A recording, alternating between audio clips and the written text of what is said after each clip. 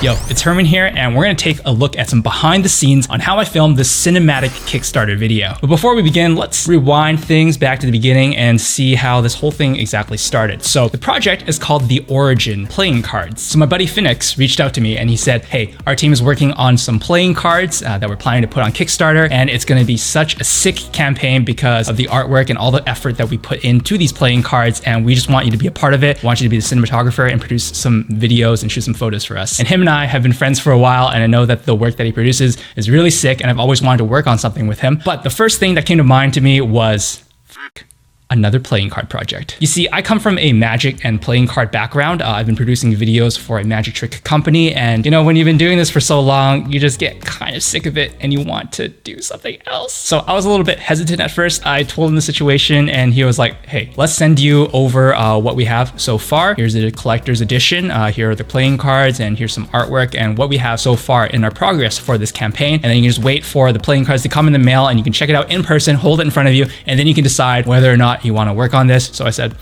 sure. I mean, I thought to myself, at worst, I'll just get like a free collector's box playing cards. You can always add more to my collection, so it doesn't hurt to just get free stuff. But when it finally came in the mail and I unboxed it and I took a look at it and held it in my hand, I thought, oh shit, this is actually really good. Like, the quality behind it was amazing. Not only the artwork, I can tell how much effort was put into the details to make it look really glamorous, but also the type of material that they were printing things on and the type of ink that they were printing it on, and just looking at the holographic texture on their special edition deck and the foil that goes into even like their VIP certificate. Like, it's insane how much detail they were putting in, and it resonated with me because of the level of detail that I would put into my own work. So I thought, just do it! And the reason that I'm making a video like this today is because I want to show you a bit of the things that I've learned, some of the insights, some of the lessons that I took away when I was working on this, so that hopefully it can help you if you decide to make a video like this, so you know the amount of work that goes behind it and some of the things that you can watch out for as well. Now, this is especially if you are a solo shooter like myself.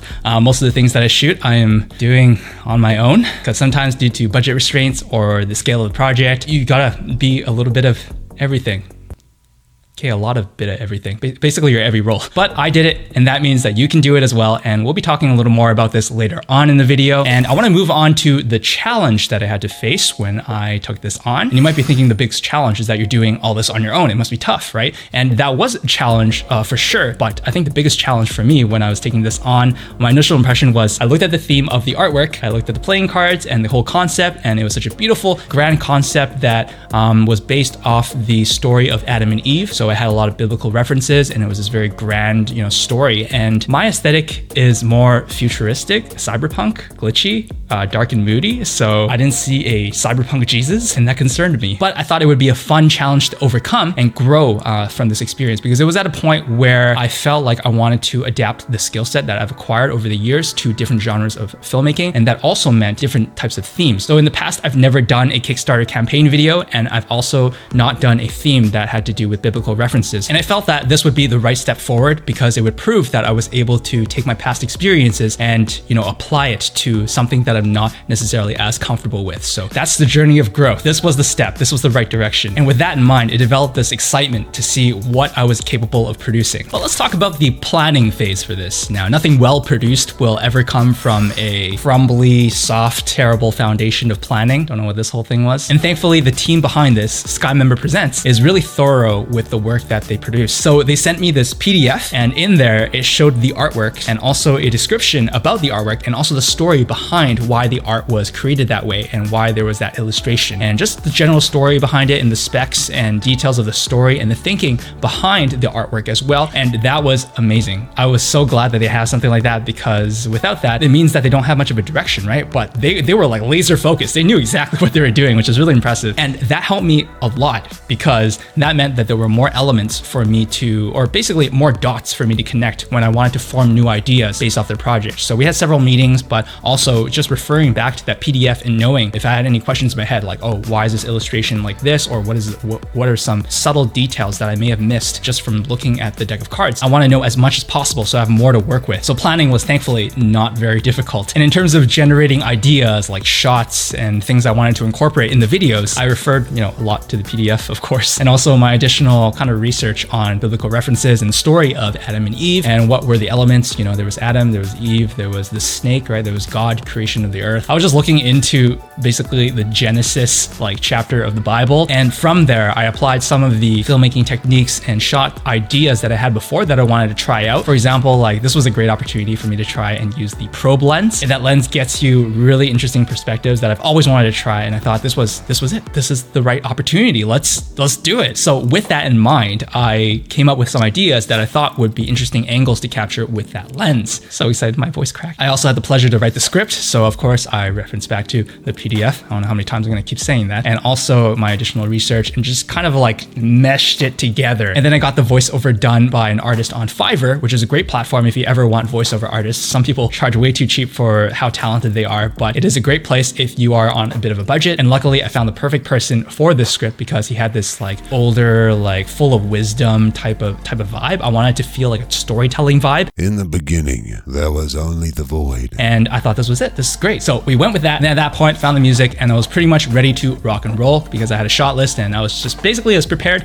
as I can be. And if you want a little more insight on the whole pre-production and planning phase for an engaging video, I won't go too into detail here, but I did put out a video on my own YouTube channel and you can click that little pop-up and watch that video afterwards if you want a more in-depth guide on how I create these ideas to shoot. And then came the day of the shoot and I don't know about you guys, but I feel like every time the day on the shoot, I'm always feeling kind of like nervous. I mean, I don't know how to describe this. I think it's maybe because I know it's going to be a big day ahead and it's just like you're feeling anxious about it and you're just like, I'm not ready to take the day on. But once you actually get on set and you start shooting, you get into the flow of things and it becomes more fun. But it's always that initial feeling of, I got to take this on, but just got to push through it. So I went downstairs and I collected everything that I needed to shoot it. And that included the main product, which included a lot of different things. Actually, there was like a collector's box. There were several other versions of the decks. There was a special edition. There was a ring. And I'm so glad I made a list of things because my memory isn't the best. I also made sure there were things to make the product look good, which would be, you know, a microfiber cloth and also this air canister. May have been a little too powerful for the job. And then I set up the camera. So I had that fully rigged and I was shooting on the A7 III. That was because I didn't have the A7S III on me yet. That was still coming in, which I'm shooting this video on actually. But I'm always impressed with Sony mirrorless cameras and what they're capable of. I've been in that ecosystem for a while. So the A7 III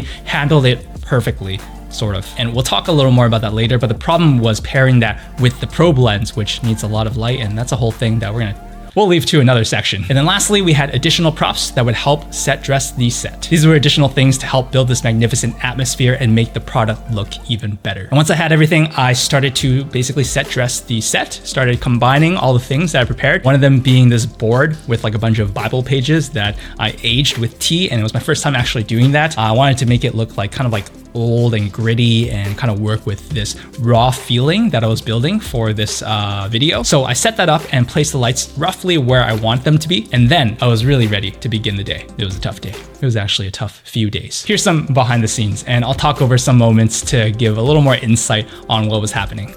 All right, as you can see, the lights are finally in place. Yeah, I feel like I spend the most time in terms of developing a good lighting setup because cinematography is so important in terms of making your image quality look good. So even though I try to be time efficient, I also don't want to compromise the quality of the picture. I'm going to break down why each light is where they are. Now, everything here is necessary and I only try to keep things essential to the frame. So in this case, there's a key light. Now, key light, of course, is really important because that's primarily what's going to be lighting the subject or the product over here. I spent a lot of time on this shaping the light because I want to make sure that there's only light hitting the product, or most of the light will hit the product. It doesn't really shine too much on the background, which is why I have this weird thing here. Actually, I have a really ghetto setup that I'm not sure if you should really follow in my footsteps, but it goes to show that you don't always need expensive equipment for you to achieve a cinematic and polished look. So this is the bag that holds the reflective bounce board, and I just use that black bag and use that to shape the light, because if I didn't, then it would leak over to the background like this, and I want to create that separation and create some depth. Speaking of keeping things pretty ghetto, the two lights over here, so I'm using two LED lights like this actually. It's a Yongnuo 360, I believe. No, not 360. And they are basically the kickers on both sides so that you can create some separation on the product. So this key light though, I'm going to swap for another light, and it's going to be one that's more portable. It's actually this one over here. It's one of the LED ones. Yeah, I'm going to basically flag it like the other one. And I have this weird thing that I made and stitched together. Looks kind of like a light condom, I guess. Safety on film sets is really important. Can I make jokes like that? But the real reason I'm using this is because it acts as a diffusion. So basically it will make sure that the quality of light is softer and the shadows will be softer. So it creates a more pleasant look. And I'm going to add flags to it, just like what I did over here with tape and black paper. Sometimes I feel like I'm in kindergarten again, cutting paper, playing arts and crafts. So taking a closer look on this light here and what's happening. Now you can't really see because it's overexposed. Let me turn down the aperture. So there is actually a plastic bag that is stuffed on top and acting as a diffusion so that the light quality is not too harsh. And then I have these flags, also really crafty here with my black paper, and I'm just taping it. And the reason I have this is because I don't want it to spill too much. I want it to be a focused light so that it only hits the subject. Okay, but once you're happy with your lighting setup, we can move on to the camera setup and then set this up, put it on a tripod, put on the slider, and then we can see if your lighting setup looks like a mess like mine or not.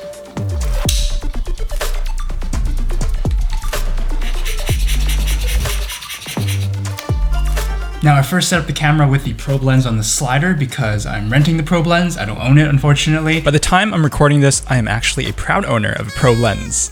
It just cost me an arm and a leg. That's where all the budget went, which is why I'm using things like plastic bags and paper on my lights. But a quick tip for you if you plan to use probe lens for your product commercials is that there's a few things to watch out for. Number one is you need a lot of light, like a lot of light. Basically it's f14, that's the widest it goes. That's not very wide compared to other lenses, so you gotta be prepared to shine a lot of light on whatever that you're shooting. Number two is that I found that the first couple times that I rented a probe lens, there would always be some dust inside of it. And I think it's probably just easy to get dust in the lens. I'm not too sure. And because of those experiences and those shots where I find out in post that there's specks of dust that I have to get rid of in VFX, which is very painful. So I learned it the hard way, learned it from me, that you should always check if there's dust in your lens.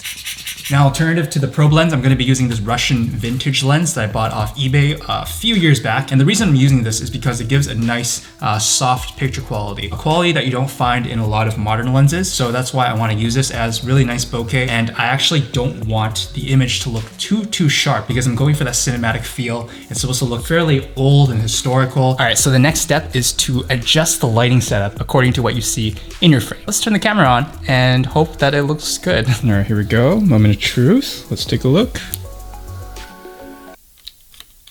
I didn't put the battery in. Okay, here we go.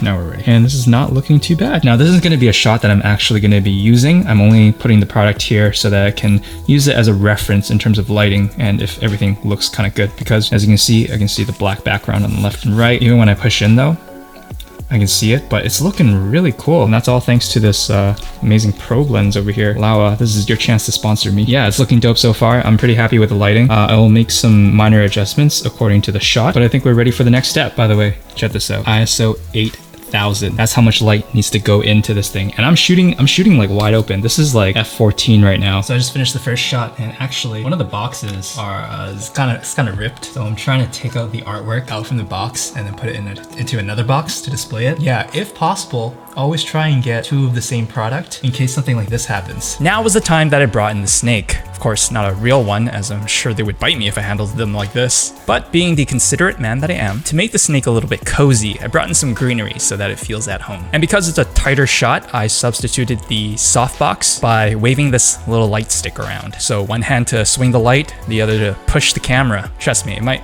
look a little bit silly and ridiculous, but it ended up working out somehow. Perks of shooting alone is that I can wear whatever I want. Although this isn't exactly safe if you have heavy lights and stands around, so. If I tear this box, I am fucked. I was fucked. I tore the product that I'm shooting. But it was okay, since I had other boxes, I just couldn't afford to break any more boxes. Oh, this shot was a fun one because I had the probe lens push in as the box opened like a book, so it gave a pretty cool perspective. I just discovered the weirdest hack. Okay, so I'm in this dilemma where I want this book to close as kind of like an ending shot to wrap things up, and then, you know, have this blue screen that I can key out. But one hand needs to be on the slider, pulling it back. So a weird little trick I did was, this is just a manual slider. Really quick tip, I learned from the shoot that you should actually use a motorized slider with a probe lens so that you can get some nice smoother shots, because this manual one, there are some little bumps that are a little annoying to fix in post. But when I make one side a little bit shorter, it'll lean back, so it'll slide automatically. So if you just watch, it's slowly sliding on its own just from the weight of the camera. So I'm gonna use this to my advantage so I can use both hands and hopefully it'll work out. As creative as this was, looking back now, it was a little unsafe and stupid. But hey, anything to get the shot, right? Something else I learned since this shoot was to budget for someone to assist you. Because as you can see here, I'm doing special effects with the smoke machine, then swinging the light, and also operating the camera. But despite my inexperience, I think most of the shots actually turned out quite nice.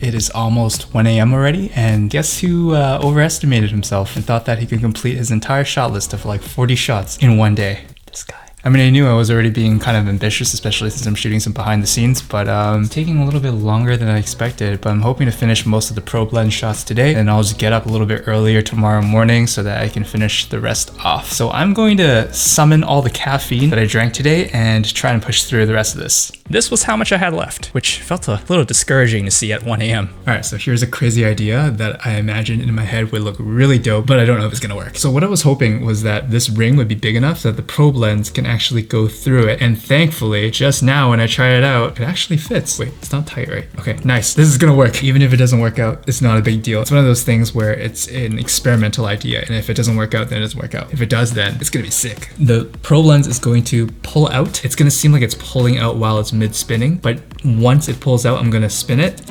and then it's going to basically stitch to another shot where the book or the deck of cards is closing, and it continues the motion of sliding out, and hopefully it will be smooth. It looks super cool, and then it can just be something I'm proud of. And yeah, I spent about 20 minutes doing this over and over again before I felt like I'd go insane, and this is how it turned out. After watching it back, this was when I knew that I could finally go pass the fuck out. All right, we have reached day 2 of the shoot, so I'm gonna hope that I can finish everything that I did not. I was overly ambitious again and ended up actually spending a 3rd day on this shoot. I did make some pretty good progress though by spending most of the day shooting the special holographic version of the box and making sure that no detail was missed. Every time I use the smoke machine, I feel like I'm at a party or a club because there's these LED lights installed and it just flashes and makes it feel really conflicting with the vibe of this video. Oh, and to quickly mention why I'm even using a smoke machine is not only because it looks cool, but because it adds some depth when I'm pushing through with a probe lens. It kind of like goes through the smoke, which is an extra layer of depth that I think looks really good. And also the theme of this with the snake just makes it feel more like ominous and sinister when there is smoke. So don't just think aesthetically, but also think thematically in terms of what you put in the frame. The rest of the shoot ended up being pretty chill. I started to get coverage of the playing cards and the VIP envelope that comes with the collector box. There's a lot of stuff that comes with it. So it's only been 2 hours, but I'm gonna have to wrap things early because I'm still waiting for a package with some items that I gotta feature and I can't shoot them yet. So I'm just gonna occupy my day with some other tasks and try and wrap some stuff the next time that I'm in here. So I will see you the next shoot day.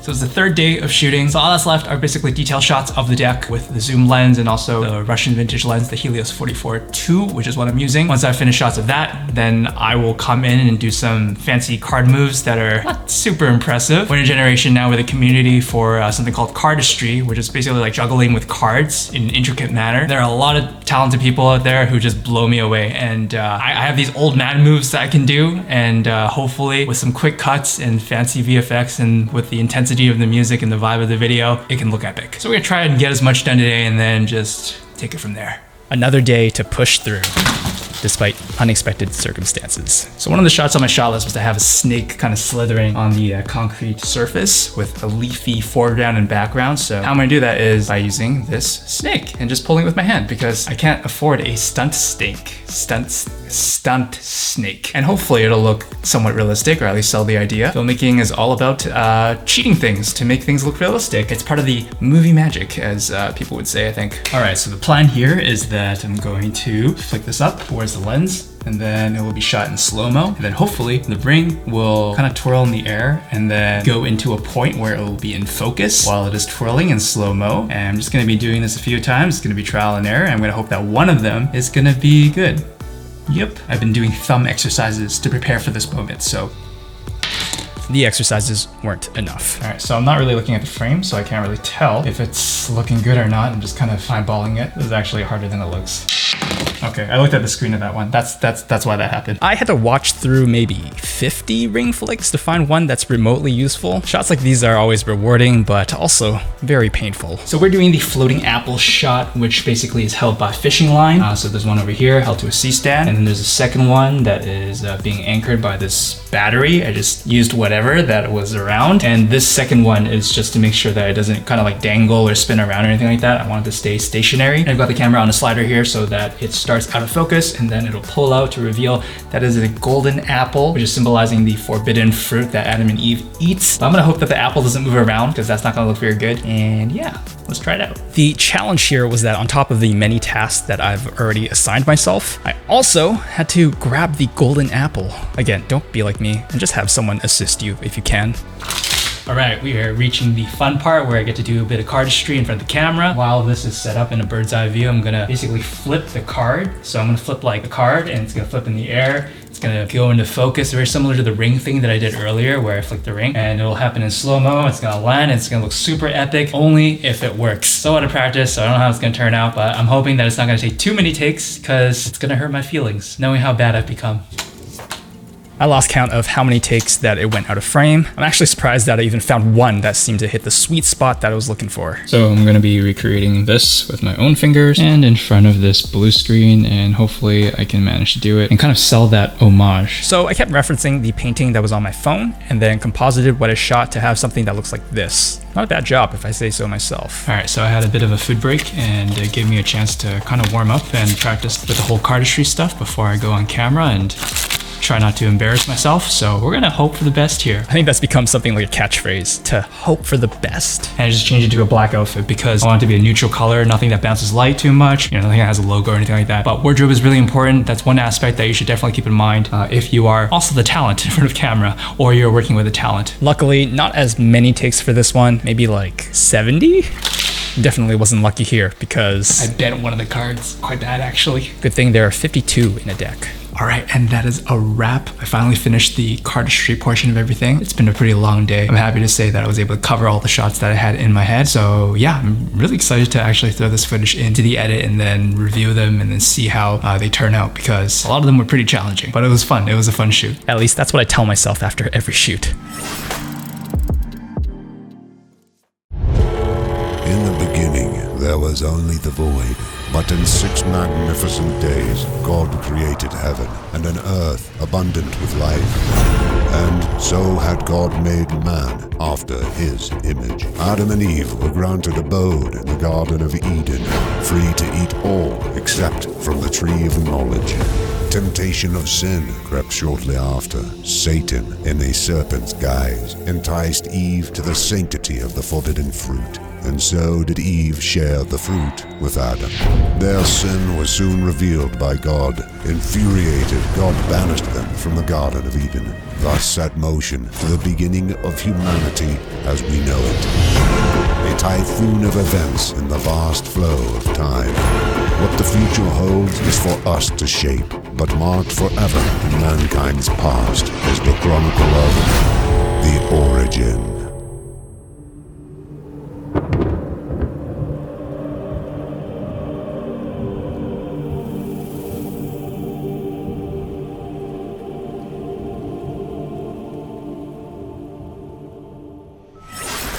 So with the shoot wrapped up, here are some lessons that I took away from it that I want to share with you and things that you can watch out for as well. First one being the probe lens. So I learned how much fun it was to shoot with it actually. I got a lot of interesting perspectives that I wouldn't be able to get from the lenses that I already owned or the ones that I played with before. I highly recommend this if you're doing product shoots and you want to capture something that people don't normally see. In fact, after renting this a few times on a few different shoots, I decided to take the plunge and hurt my wallet by buying my own probe lens. So I'm now the proud owner of a probe lens. Yay, gotta pay off that debt now. But I also learned some of the things that I had to watch out for when I'm using it in the future. And the first thing was that you need a lot of light for that lens because the widest it'll go is f14, which is pretty closed down. That means you're gonna have to compensate for that with a lot of light. So you gotta bear that in mind. I just realized that was kind of weird. I like tapped my cheek when I was Trying to go for my head. That was my glasses. Oh, jeez. And I don't know if you remember, but earlier I was mentioning how the a7 III is, incredible camera, but with the probe lens, it can be a bit of a problem because you can bump the ISO up quite high, but then you start, introducing a lot of grain and noise, and it looks all yucky and amateur. But now with the a7S III, I can bump up the ISO all the way to like 12,800, which is insane, and it just cleans it up. It actually makes the footage look usable without using like a lot of light. So that's something that you can bear in mind if you choose to use a probe lens. Get a camera that can compensate for that. But with the a7 III, when I was shooting that, I was able to fix this by using DaVinci Resolve and using the denoiser in their program. So it's a fun little workaround. Don't actually know how fun it is, but it is a workaround. Another thing I found is that it's easy for the probe lens to get dirty. I don't know why, but the several times that I rented it, there was always like specks of dust on the back of the lens that I had to clean out with microfiber cloth and also like a air blower. And if you don't keep this in mind and you shot your footage and you're just looking through like a small LCD screen and then you blow it up onto like a monitor afterwards when you import all the footage into Premiere Pro, and you look at it and you see these black specks and you just want to smash your face in the keyboard. So that's something you got to watch out for if you decide to rent this lens before taking the plunge and buying it. Just make sure it's clean, because I don't know why I found that this is easier to get dirty. Another lesson that I learned is that I am always going to try and budget someone to assist me on the day of the shoot, because even though I was able to accomplish everything on my own, I really rather not do that anymore. And I don't know why, it depends on the scale of the project. Sometimes like you can do everything on your own, but for this, I kind of miscalculated and bit off a little more than I can chew. So I think the next time I'm always going to try and budget in someone that I can hire and assist me on set so that I can get just some of that pressure, some of that stress off my shoulders, and also have another person on set that can think for me as well. When you're so tunnel vision in the shoot, you might not be able to catch certain details that someone else can help you with. So they can help you with, as simple as, just moving some light stands and C stands around, or, hitting the record button, or just, moving some things in front of the lens so you don't have to, go from behind your camera and then fix it up and then like go back to your camera and then realize, oh no, I gotta move it back over half a centimeter because it's looking really odd. So that's something that you can keep in mind for bigger shoots and things that you feel like you can delegate some of those tasks to someone else. Now in this case, it wasn't like super stressful because I had the luxury of being able to kind of like split this up into multiple days. Not everyone has that type of luxury. So just make sure that's something that you account for during the planning phase. The next lesson that I learned is that the skills that you've acquired in the past can be applied to the things that you do that are, of different genres or different types of videos. Like I mentioned before in the beginning, I've never done a Kickstarter video before, but I have made more like cinematic looking videos. So if you're a filmmaker who has done long form content, or you've done videos or films that feel cinematic, then you can definitely apply those skills to something like this. Even if it's a different genre, I don't think you should be intimidated on taking on those challenges. And it was just really validating to know that skills that I've acquired over the years, even though it was not specifically for like Kickstarter videos or even like cinematic videos, I can still make something of quality. And that was something that I was really proud of. And I think that's something that you guys can do as well, and not be afraid of taking on those challenges. Just taking a small step out of your comfort zone, dipping your feet into the waters, into a genre of filmmaking that you've always wanted to try, something a little bit different, and that's the only way to really grow. And the last lesson that I learned is to never regret the work that you do. Now, I'm not saying that I regret doing this project, because it was such a blast to work on, and I was really proud of the results, especially, being a solo creator for this project. It made me realize that even though this was a different genre and something that I wouldn't, normally do in the past however many years, it was still a great portfolio piece. So it was really useful to me. And I actually use this video to pitch ideas to other clients. And actually, there's a project that I just took on recently where I was asking them, hey, what's a reference that you have for something that you have in mind that you want to accomplish with the video? And they linked me this cinematic Kickstarter project and said, hey, we want something like this.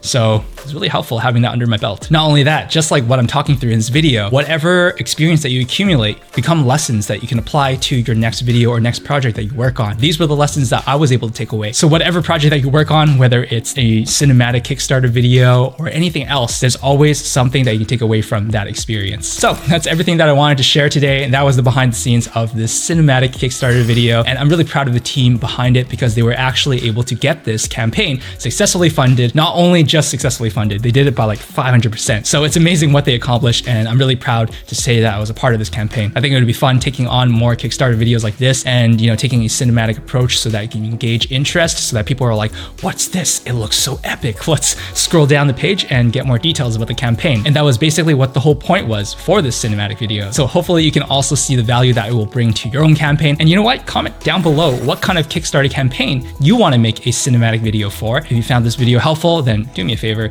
and hit the like button, or as the kids might call it, smash the like button. And of course, if you want to see more content like this, then hit that big, nice red shiny button, the subscribe button down below. If you want to see what I'm personally up to, my socials are also down below, but my Instagram is @CoffeeLakers. Finally, time to wrap things up. So hopefully you have fun making your own Kickstarter video. And until the next one, I'll see you guys next time.